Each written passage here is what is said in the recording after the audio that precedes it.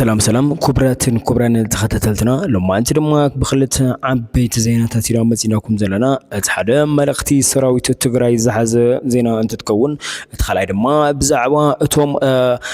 كلاشي تماززو أبن ودن ويدما أفومز أغنيعم واقو زلو أبن ودن محزن تاريخن أنك قراي زلو زعبانيو مجمريا نافتينا مجمريا زعبانا خبلكم بزعبا ملخت السراويت التقراي نقدمنا سنايت عنيت كاب حيل مكلخالة تقراي زتوهابة واناو حابريتام عصوب سراويت سرعات بلتقنا مس عطوات محمد حمدان دقالون عرسيف كاب زي تفلاليو كوابتات بأس قداد زاكبوم ملشاتاتن كالوت عطواتن حيزو بعلت عسران حموشن ورحي حملة كلتشعن عسرت شمونتن عمتمرت اب زوبا معراب تقراي بأنفت شرارينا اب لعلي سراويتنا متنسف في حمد كعتي مخفاتو بوانو بمنقست تقراي مقلسي كمزتوهابي ذكر أبتبوتا زنبر سراويتنا نتي بوغن عصوب سراويت بلتسقنا استخفتلو مدقعتتات بمستنكراوي جغننتن صنعاتن تواغيو بممكات اب لعلي عصوب سراويتن مشارختون سف زي بالكيسارا بصيحون باشحات زقصرو موتن قسلون بمغبار كاب حمورا كساب غوندر ابزلوات كالاتعنا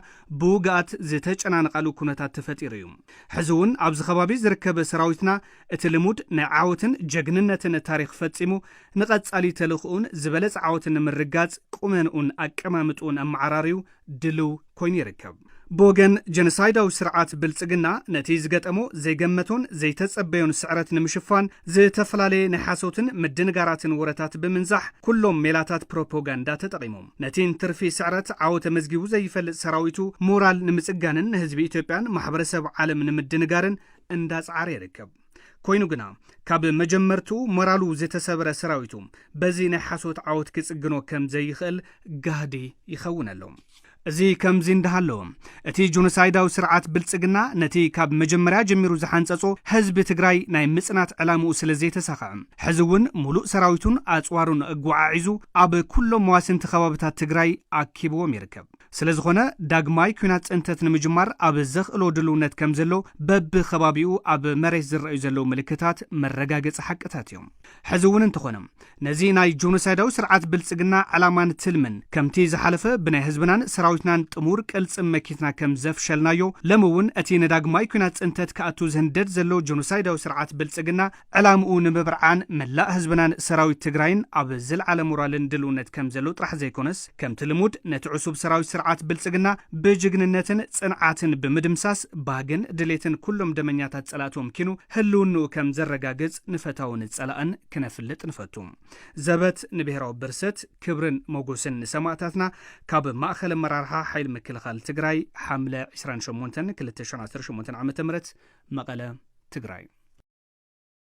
ኣብ ኣምሓራ ክልል ይካየድ ብዘሎ ዕጥቃዊ ግጭት ምኽንያት ኣብ ልዕሊ ንጹሃን ዜጋታት ዝበጽሕ ዘሎ ከቢድ ሰብኣዊን ኢኮኖሚያውን ቅልውላው ሓደስቲ ሓበሬታት ይወጻሉ ቢቢሲ ኣብ ዘውፅኦ ዘገባ እቲ ግጭት ካብ ዞባ ውግእ ወፂኡ ኣብ ዝርከቡ ሰላማውያን ሰባትን በፂሑን ከም ዘሎን ኣመልኪቱ ኣሎ ካብቶም ዝተጎዱ ሓደ አቶ አበቦ ዝተባሃሉ አቦ ሰለስተ ቆልዑ አቦን በኃይለታት ጸጥታ መንግስቲ ሓበሬታ ሂብኩም ብዝብል ጥርጣሬ ተወሲዶም ድሕሪ ውሕዳት ሰዓታት ሬሶም ኣብ መንገድን ተደርቢኑ ዝተረኸብሉ ኣጋጣሚን ኣብቲ እዋን በዓልቲ ቤቶም ወይዘሮ አስቴር ናይ 8 ወርሒ ነፍሰ ጹር ከም ዝነበረትን ሕጂ ግን ምስ 2 ዓመት ህፃን ጓላ ጥራሕ ተረፊደን ከም ዝረኸቡን ተገሊጹ እቲ ጦርነት ኣብ መንጎ ኣባላት ሓደ ቤተሰብ እውን ከቢድ ምፍልላይ ፈጢሩን እዩ ወዲ 18 ዓመት ሰለሞን ትምህርቱ ኣቋሪጹ ምስ ፋኖ እንትትስለፍ ኣቦኡ ኣቶ ኣባበ ድማ ኣብ ጎደናይ መንግስቲ ብምልሻታት ይስለፉ ኣለው ኣቦን ወድን ኣብ ሓደ ወረዳ ቀታልን ተቐጻልን ኮይኖም ኣፎሙዝ ደቂኖም ይርከቡ ሰለሞን እናብኡ ዘለዎ ስምዒት ዜሮን ግድን ከም ዘይብሉን እንትናገር ከም ዝኾይኑ ግን እቲ ኣቦ ድማ